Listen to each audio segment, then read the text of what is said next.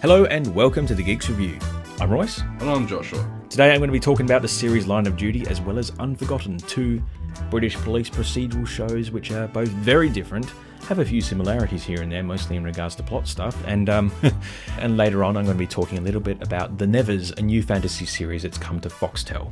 This is going to be more of an episode where I talk to you as opposed to a proper discussion review. Kind of the opposite of what happened with our Narcos episode. Yes. So Line of Duty is a British police procedural which is set within an anti-corruption unit. It stars Vicky McClure, Martin Compston and Adrian Dunbar, and each season is 6 seasons currently. 5 seasons are on Netflix. Series 6, along with the previous 5, are also on the streaming service BritBox, which we got within the last month, my family and I. And that's an interesting streaming service in of itself. I mean, there's a lot of stuff on there, but also a lot of things weirdly missing. A series called Ashes to Ashes showed up on there a few days ago, as of the time of recording. But the prelude to that, Life on Mars, starring John Sim, that's not on there. No, that's a shame. Yeah, which I really want to watch, because I've got some British DVDs and I can't watch them without a unregion-locked DVD player.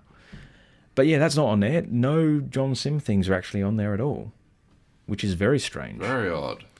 But I have been watching The Thin Blue Line, which was a Ben Elton written comedy starring Rowan Atkinson as a police chief who's a bit bumbling. Oh, not to the levels of Mr. Bean, and he's no Edmund Blackadder. There's probably Blackadder the first then. Or sort of intelligence-wise, yes. He's a bit more composed though. He's not quite so snivelling. But it's a fun watch, that one. Yeah, BritBox on there is Line of Duty. Yes. So each season has its own sort of like big guest star. Series 4 had Thandie Newton from Westworld and such. Series 2 and 3 had Keely Hawes from The Durrells, from The Bodyguard with Richard Madden. And the current series at the moment has Kelly MacDonald, Scottish actress from Trainspotting. She's the voice of Merida from Brave. Yeah. Great voice she has. But basically, yeah, it's set within an anti-corruption unit. And I went back and watched episode 1 of series 1 last night to sort of refamiliarise myself. So it begins with the character of Steve Arnott. He's on an anti-terrorism squad and he makes a bad call and the wrong person gets killed. And that has tremendous fallout. It's really quite heavy, this series, in regards to British police procedure. They use terms which are, I guess, used by the real police without much explanation as to what they actually mean to the audience. No, yeah. It's very authentic in that way, which is good and bad. I guess it'd be sort of like the Bill then. Yeah, it really plays up the procedural side of it. I mean, there's a crime, they're there in their coveralls and the masks. You know, they're not just walking around in their outfits, or if they are, they're kept a good distance back so they don't contaminate the scene. Damn you, NCIS, for not doing it correctly. That and CSI, eh? Yeah. So yeah, you're introduced to this detective played by Lenny James. He's from Fear the Walking Dead. He was in Snatch, the Guy Ritchie film back in the 90s. Yeah, okay, yep. Yeah, so he plays, like, he's apparently this top copper, like, he's, you know, sort of so good, it's unbelievable. And the leader of the anti-corruption unit, Hastings, played by Adrian Dunbar, believes he's too good to be true and he must be bent. Hastings is just dead set on catching bent coppers, as he puts it. And turns out, yeah, you think he's the family man, you know, he's got a wife and 2 kids at home, but he's also dating this lawyer, and she's in bed with some other people who aren't very nice. She calls him up in the middle of the night saying she drove home drunk and she thinks she ran over a dog.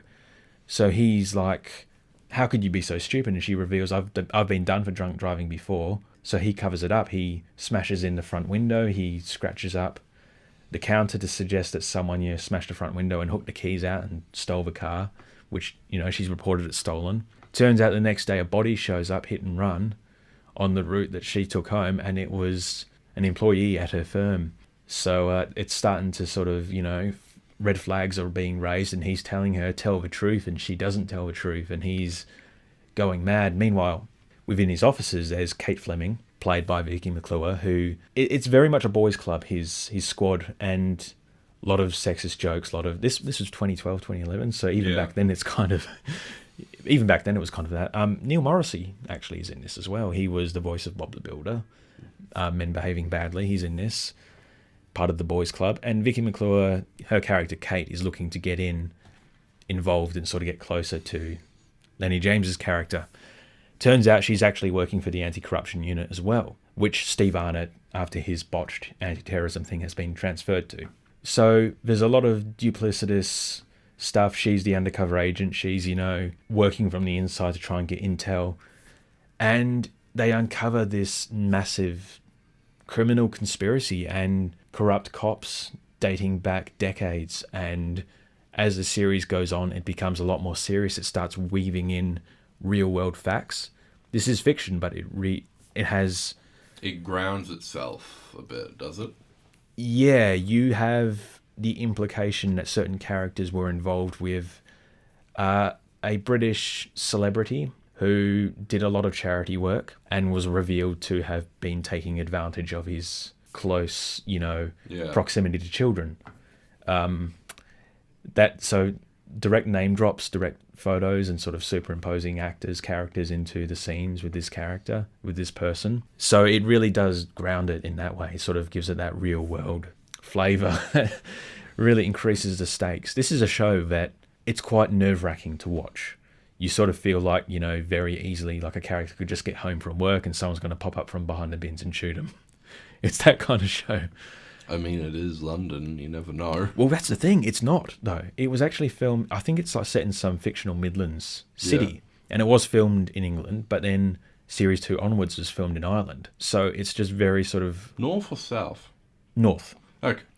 It's very sort of nondescript. Again, this is sort of a spot the actor kind of thing. Yeah, it's got, by the sounds of it, it's like classic England, and, we've only got X amount of actors that we get locally. We only share 5 sets with the BBC, and we've got to do them up differently each time so no one figures it out. Owen Teale, you might remember him as Alistair Thorne from Game of Thrones. Kinda. He played a cannibal in Torchwood many years ago. Okay. Yeah, he's actually been in A Discovery of Witches, which we discussed on this show a little while ago. Yeah, he plays a senior. Paul Higgins from The Thick of It, he plays the other sweary Scotsman opposite Peter Capaldi's Malcolm Tucker. Yeah. Yeah, he's great. He's great. Everyone's great in this. But it's really quite unpleasant and dark. It does some really horrific, horrible things. Spoilers, I guess, for episode 1 and 2 of series 1. That lawyer, like I said, she's in bed with some really corrupt officials, and as Tony, Lenny James's character, is over at her place, the door is kicked in by some balaclava-wearing people. They cut her throat open in front of him, and he watches her bleed out in front of him, and he's then blackmailed, and he's then forced on behalf of this cartel to do their bidding. Gang, if it's England. Well, yeah, gang, I guess. And there's this little kid who works for the gang, and he's always screaming like "bent bastard" at Lenny James's character, calling him that repeatedly. And he's vicious. He even tries to like cut off a character's fingers with a bolt cutter later on. I think I might like this. He shows up in a later season, but you think he was a little boy 9 years ago. Where is he 9 years down the track? So that's really interesting to see. And God, I think the series really peaked with Series 3. With you got an appearance from Daniel Mays. He's an actor who very briefly appeared in Star Wars Rogue One. Yes. Obligatory Star Wars reference. He was an unfortunate rebel informant who was killed by Cassian Andor at the very beginning of that film. And he shows up in this, and he doesn't get much screen time as well, I will say. But he's got his own sort of demons. He's got his own connections to the ongoing conspiracy. And he's also got his own sort of, he's willing to bend and straight up break the law. Yeah, I think it really culminated then where you get the reveal of the real world figures coming into it and that level of corruption involved. And the finale of Series 3 is just explosive. You've got this really intense interrogation scene. Interrogation scenes are sort of the bread and butter of Line of Duty, which is what we're talking about if you come in midway through. We're talking about Line of Duty.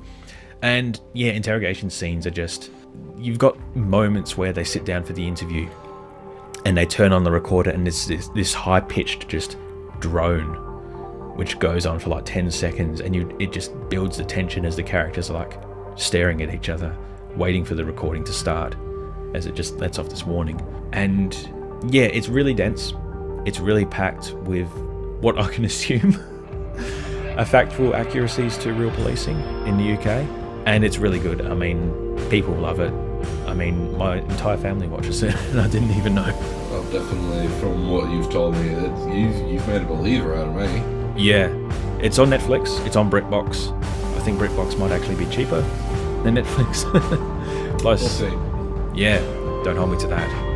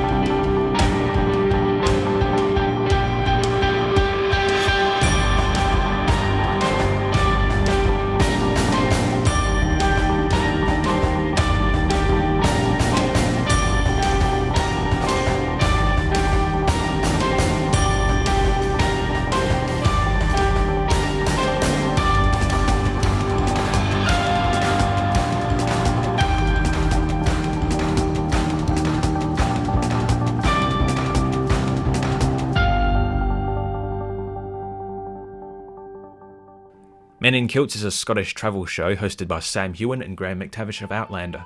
If you're an Outlander fan, this is really one to check out. It's airing on Foxtel, Fox 1 I believe. It has a tie-in book called Clanlands, which I saw at all the bookstores.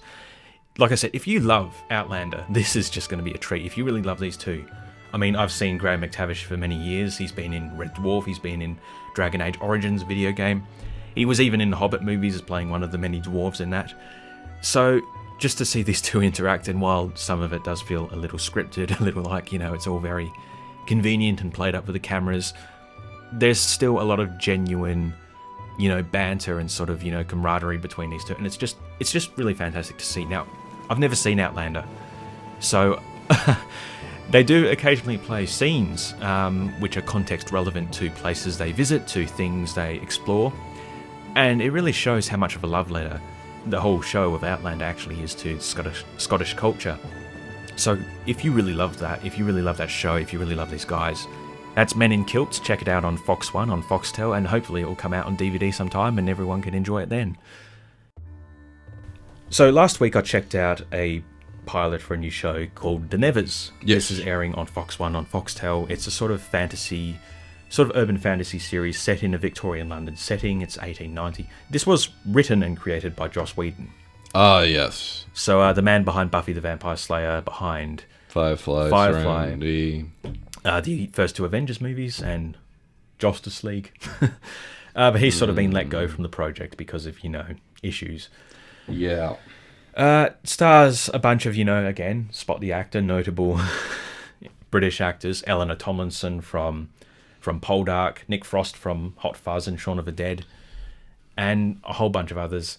This is a world where women all across Victorian London, and indeed the world, have started to develop powers of some kind, with no apparent cause or reason as to why. But these powers come in many forms. I mean, the main lady, an actress who's been in Outlander, as well as Britannia, she has premonitions of the future, but she doesn't really get any context as to what is happening within them. She sort of finds out as she goes. There's a girl, she and her friend, they look after all these women who have been displaced, I guess, because of these powers and these abilities. There's this girl who is a giant. She's like 12 feet tall, but she's still like a young girl. There's another girl who has an understanding of all languages, but she can't control which language she speaks. So she's speaking Chinese or, Dutch or German. And her family assumed she was, possessed by the devil or something. Classic. You do have a few steampunk elements. I mean, there's an opening chase scene where their carriage is revealed to have like a sort of automaton driver, and there's like a car within it, which is kind of a bit like, okay. The Extraordinary Gentleman did it better. I haven't seen it, but I assume. Well, from what I've heard, that's one of the worst movies ever made. Hey, I should be bag mouthing that. Who knows?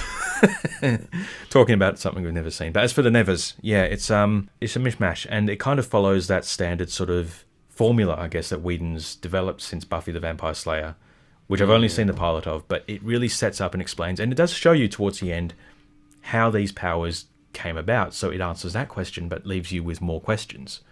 And I'm going to continue to watch it, and I guess I'll report back over the next few weeks or months, in regards to how it goes. See how long it takes. Yeah. It's interesting, but one reason as well I watched it, because I love Eleanor Tomlinson from Poldark, but it did remind me a lot of a little series that you and I have been involved in. Ah, yeah, okay. The Misadventures of Agnetha Deveaux, I'm guessing. Yeah, that's... If you didn't know, that's something I wrote, and that's Series 3 coming soon. There's a plug. But yeah, there was a black lady dressed in sort of androgynous clothing with like, all right, how you doing then? And she was shooting fire from her hands in a Victorian London setting, which is very similar to... what you had. Yeah, so I kind of checked it out to that to be offended by. Well, that's up to you, really, but I think Whedon may have to have a discussion here, Yeah, I might have a case on my hands now. No, you haven't copyrighted it or anything. Oh, it's intellectual property and all that. Yeah. It's advice, but yeah, the Nevers. It's interesting. And on to the next thing. Yes. Which is Unforgotten. It's currently airing its 4th season on Foxtel, and series 1 through to 3 are on Stan. So I heartily recommend this series as well. It stars Nicola Walker and Sanjeev Bhaskar, and they're just two cold case detectives. Each series begins with them discovering a body, long concealed. Series 1, it was buried under concrete and in the foundations of some building. Series 2 has a body found in a briefcase at the bottom of a river. It's been there for many decades. I can't quite remember what happened with Series 3, but I think it was a body that was dug up after a long time. So the body is found, and you're then introduced to a cast of characters, again played by... If you've watched British TV, you've seen these faces before. Yeah. And they're all living their own lives. They've all got really strong just character development and personalities, and they're just really well established and developed within that first episode. And then it's announced, a body was discovered and it was found here. And it turns out all these people we've been introduced to have a tie to that murder, to that historic murder. So the line of suspects. Yeah. And then through just connections, as they actually figure out who it is that they've dug up, the police are led to all these suspects. So they could be in the middle of nowhere. Like there's a character who's like living on the roads. He's like lives out of his van, and they connect him to this historic crime through a chain of events. And it's just bit of a stretch, but it's there. I mean, okay. people knew where he lived, so they found him eventually. It's really, really well done, I would say, as well. Really good. Every time I sort of hear there's going to be a new series of this, I'm like really pumped. It's just that good. 6 episodes a season. Okay. Definitely watchable. Yeah. Unforgotten. It's on Stan. It's on Foxtel if you have those. Line of Duty is on BritBox and Netflix. New series is airing on BritBox, and it'll probably come to 13th Street. Eventually. Yeah, will do for sure. We'll be back next week with a review of Mortal Kombat, which I believe is a movie you've been looking forward to for I've been pumped for this for about over a year. If you thought Narcos and this episode of Line of Duty with bodies in freezers was gruesome, well, I ain't seen nothing yet. Well, we hope so anyway. We'll have to see. Yes, we'll be back next week, and you'll be going into that. Yeah. I'm Royce. And I'm Joshua. And we'll see you next time. Bye for now.